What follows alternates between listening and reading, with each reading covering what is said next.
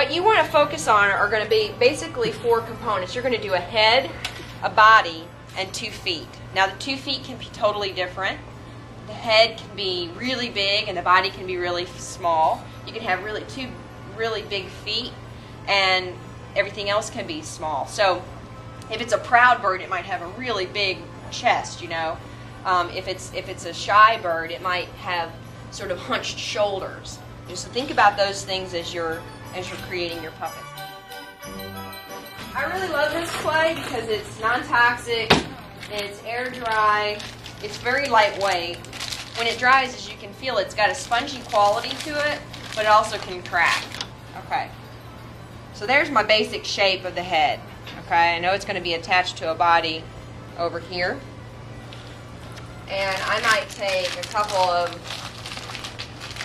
pieces of yellow. If you mix yellow and blue, what do you get?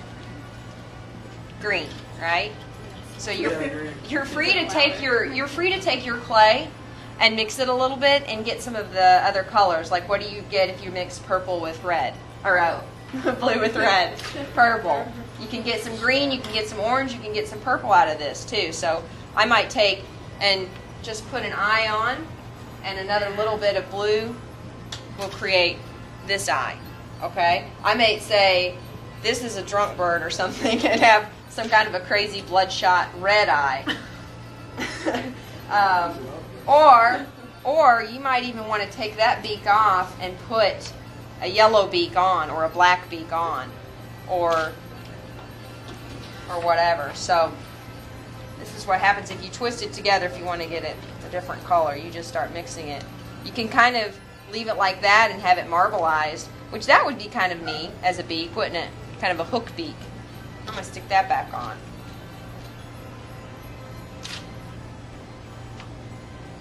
Sometimes it wants to cooperate, but sometimes it doesn't with what you're doing. So let's say I've got all my bird head and my body and my 2 feet done, okay? But now I want to give it some detail. All I have to do is start pushing in, and I can create all kinds of neat details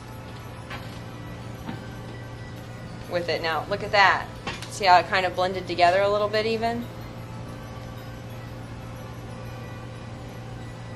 Brooke, feel free to interject if I'm forgetting anything. She's actually the pro. She's the puppet master and the clay master. So now I might set this head aside, and then I'm going to do the body, and I'm going to do my 2 feet. And when I come back to my head, I've got to create a hole in the top of the head to connect like this. So this is all connected. So I'm just going to take and very gently, with my finger on top of the head, I'm going to run this through. I'm going to start slowly twisting it.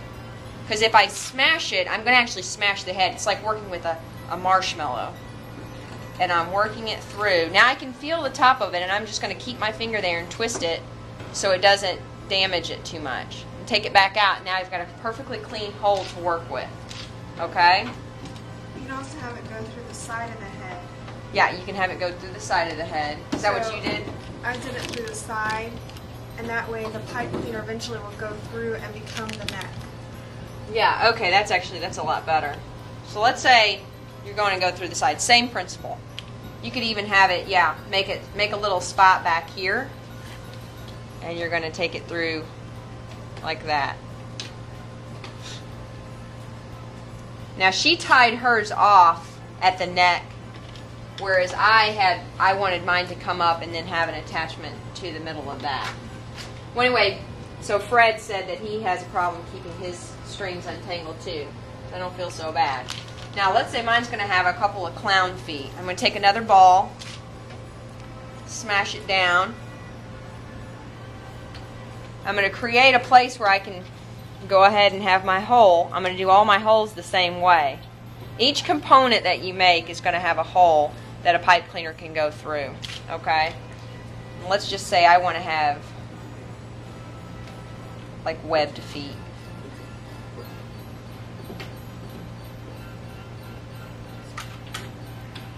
but I want some hooked toenails.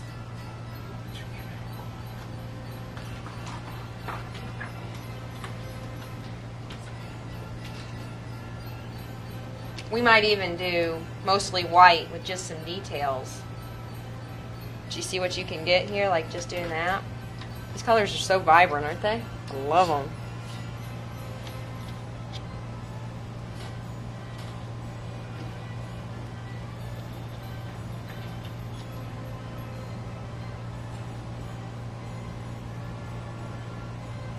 Now I might take my pencil and go ahead and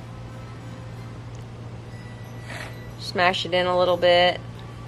And another nice thing about this air dried clay is that once it's dry, like tomorrow, if you guys want to come back in with some markers, you can color over it, you can add words, you can add all kinds of detail to it and everything. So now that would dry. That's my second component. My foot could be the same or could be different. But one other thing that I'm going to want to do to this foot is to add one tiny, I need a needle. Okay. One tiny hole in the top of the foot. Same thing.